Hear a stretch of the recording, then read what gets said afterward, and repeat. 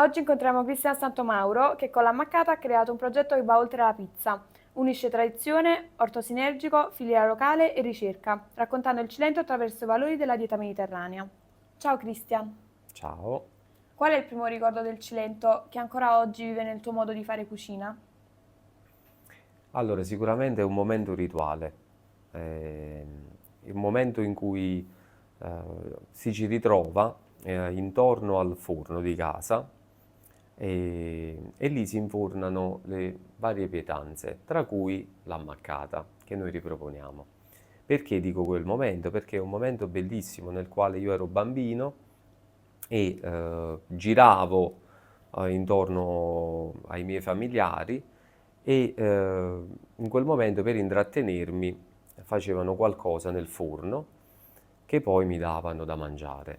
Ecco, e il ricordo di quel momento e di quel gusto attraverso appunto il palato che ci riporta poi indietro nel tempo e, e di quel momento di condivisione. Ecco, quindi questo è il momento nel quale ogni volta cerco di riportare i miei ospiti, le persone, i miei amici, chi mi viene a trovare, e voglio far rivivere quel momento, ecco, di quel rito che si fa in campagna.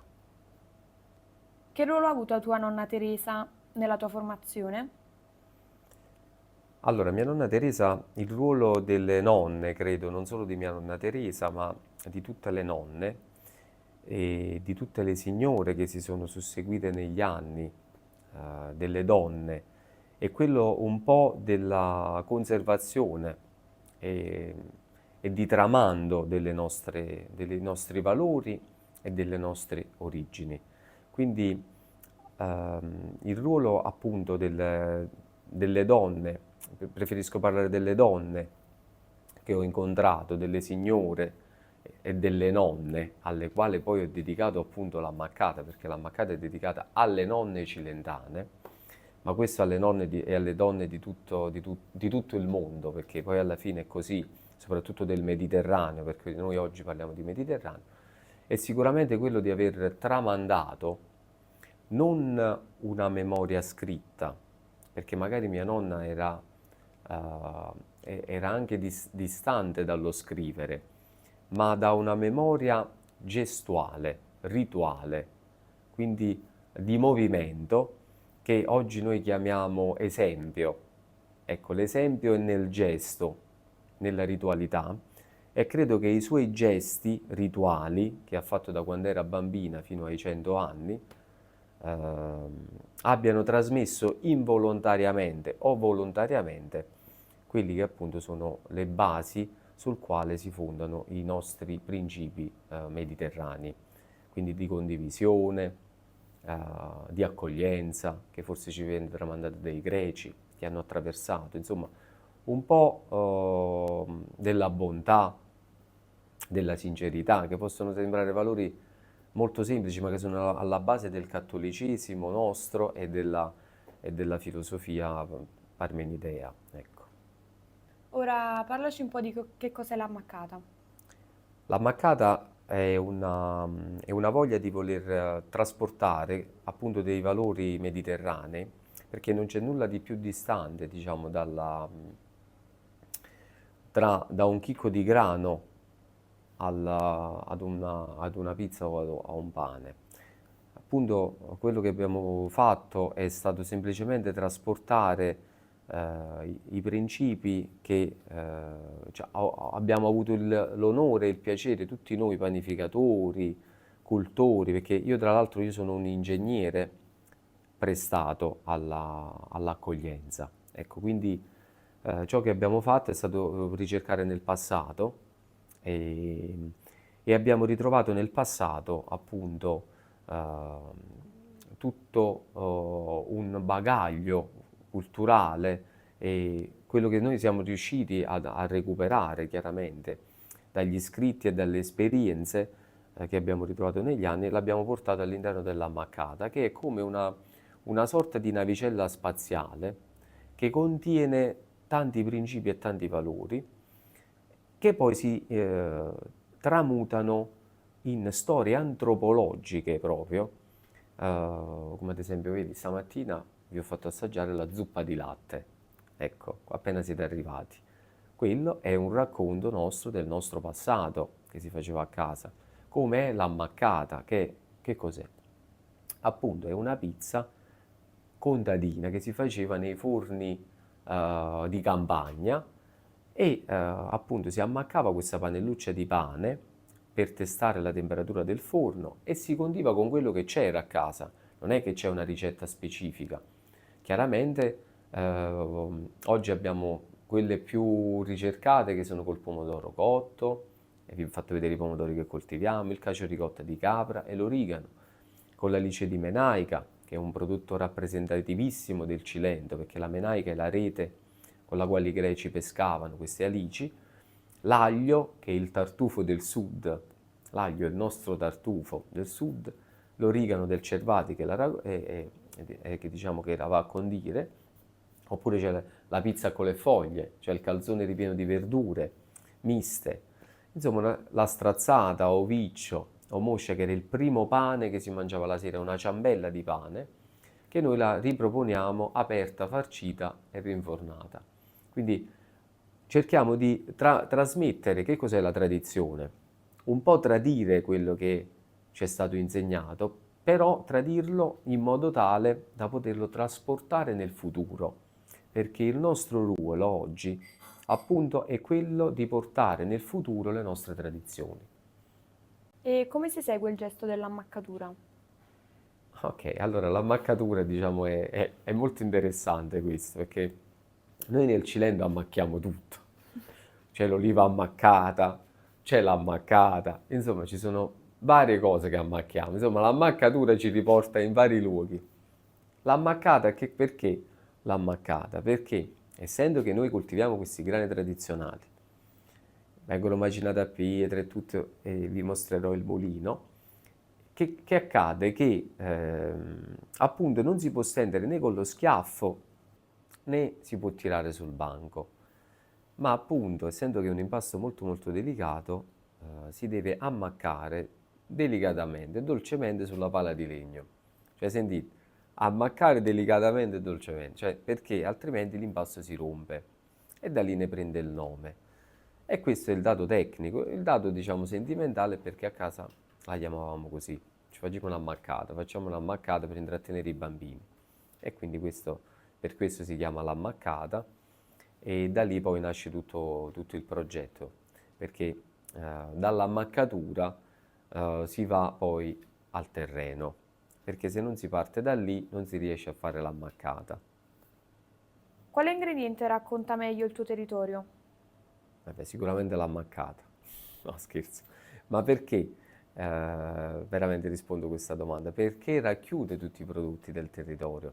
Noi adesso lavoriamo con quasi tutti gli artigiani della nostra terra, che sono più di 130, quindi 140. Noi facciamo un evento dove tutti quanti stiamo insieme, ecco, sono tantissimi, dalle alici di menaica, il cacio ricotta di capra, l'origano che ha varie sfaccettature nei vari territori, le varie erbe aromatiche, il fagiolo di controni, i cici di cicerale, tutti gli oli, tutte le cultivar diverse che vengono raccontate proprio attraverso questo impasto ammaccato, dove sopra viene condito con tutti questi prodotti. E quindi lo racconta, ecco, in qualche modo veramente il territorio. E poi chiaramente ne racconta tutta quella che è la circolarità, ecco, e la biodiversità della nostra terra. Perché hai scelto di lavorare con una filiera chiusa? Allora, ho scelto di lavorare con la filiera chiusa perché è un modo per trasmettere al massimo il mio pensiero di bontà. Perché? Perché o cercando di controllare la filiera, cioè partendo dal terreno, producendo il grano, effettuando la molitura noi, riusciamo appunto a creare l'unicità del nostro pensiero. Non ci dobbiamo basare su altri processi, ma ci basiamo sulle nostre conoscenze e su quello che noi vogliamo effettivamente trasmettere attraverso il nostro prodotto. Chiaramente fare questo ha una grande difficoltà perché quando si ha a che allora un detto di un mio vicino di casa, zio Tommaso, è che la terra è la cosa più avida che esiste. Tu quello che gli dai forse ti ritorna il 50%, quindi è l'unica cosa che se tu non gli dai nulla, sicuramente non ti restituisce nulla.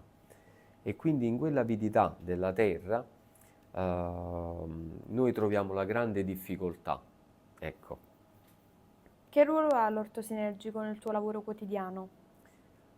Ha un bellissimo ruolo perché è qualcosa che mi rende molto orgoglioso, cioè aver legato una parte artistica come la land art alla parte produttiva agricola come l'orto sinergico ed averla messa insieme mi rende molto orgoglioso perché è qualcosa di bello quando lo vedo, perché vedo un orto che cambia nei periodi con i suoi colori, e è bello vedere le persone che si riescono, ecco, tradizione, no? Riescono ad avvicinarsi alla tradizione contadina, però in un modo semplice, artistico, pulito, perché riescono ad entrare nell'orto, lo riescono a visitare, riescono a vedere le varie culture. E poi è molto bello andare lì, io personalmente nell'orto, a prendere le cose che mi servono e prepararle. Quindi ha una funzione sicuramente didattica, non produciamo tutto in quell'orto, ma una grande quantità di prodotti vengono sì, prodotti dall'orto sinergico, alcune volte più dell'orto tradizionale. E la cosa più bella è che anche in inverno, quando piove tanto e negli altri orti non ci possiamo andare, lì andiamo e raccogliamo. Quindi sono una serie di cose che mi rendono orgoglioso di quest'orto, la sua bellezza, la sua salubrità e la sua capacità didattica. Cosa significa oggi dieta mediterranea? Allora, dobbiamo distinguere però, su questa domanda dobbiamo dividere due diete mediterranee. Allora, se parliamo della dieta mediterranea, intesa quella di Ansel Keys, cioè il fisiologo americano che studiò e codificò la dieta mediterranea intesa come piramide alimentare, oppure dobbiamo distinguere quella definita dall'UNESCO, perché sono due diete mediterranee diverse, cioè diverse che però interpretate in un modo diverso, ma che in realtà poi rappresentano la nostra realtà della dieta mediterranea. Perché quella dell'UNESCO racchiude non solo l'alimentazione, ma tutto l'immateriale della dieta mediterranea. Quindi il legame con le nostre culture che ci sono susseguite, i riti religiosi, i rituali familiari, insomma tutto l'immateriale. Quello che invece racchiude la Ansel Keys è sempre sì lo stare insieme, la condivisione, ma cerca di codificarlo appunto scientificamente attraverso quella che è la piramide alimentare. Allora, oggi dire dieta mediterranea è, al di là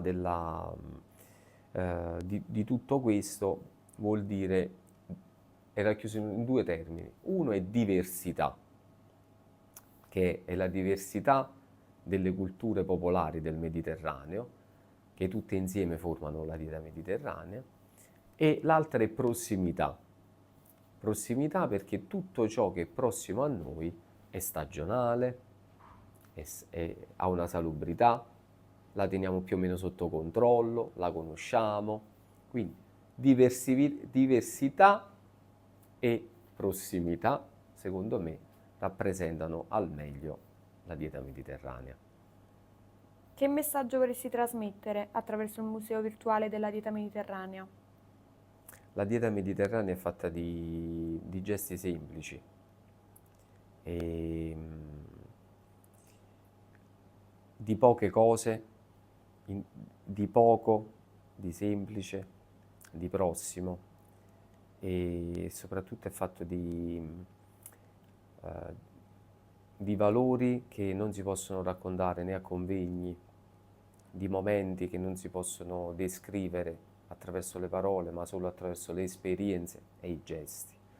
e che quindi alcune volte tutto ciò che si sente raccontare fa perdere il valore reale della dieta mediterranea e che a mio avviso quello che facevano i nostri avi è quello che dobbiamo fare noi, cioè trasmettere attraverso i gesti. Allora, Cristian, un'ultimissima domanda. Cosa intendi quando dici il futuro è nel passato? Allora, diceva un grande psicologo e psichiatra che quando una persona perde la memoria o è una persona con la memoria corta, tende a non poter formulare o ha grandi difficoltà nel formulare nuovi pensieri. Questo per un soggetto. Immaginate per un popolo che perde la propria memoria. Come fa a trasmettere nel futuro un nuovo pensiero? Quindi il futuro è nel passato, perché senza che noi guardiamo al passato non ci può essere futuro, perché tutto quello che pensiamo, tutto dalla scienza alla fisiologia, alla medicina, alla qualsiasi teoria di fondo anche io mi sto poggiando, come diceva un grande scienziato, sulle spalle di giganti per guardare più lontano e trasmettere a mia volta il mio pensiero e un giorno spero che qualcuno si poggerà sui nostri pensieri, nei quali siamo qui oggi, per trasmettere a loro volta nel futuro il nostro pensiero. Perché? Perché è l'unica forma per essere ricordati. Ringrazio Christian per questa meravigliosa intervista, dove ci ha spiegato l'importanza della qualità dei prodotti, della tradizione e della passione soprattutto. Perciò lo ringraziamo molto e a presto. A presto, a presto.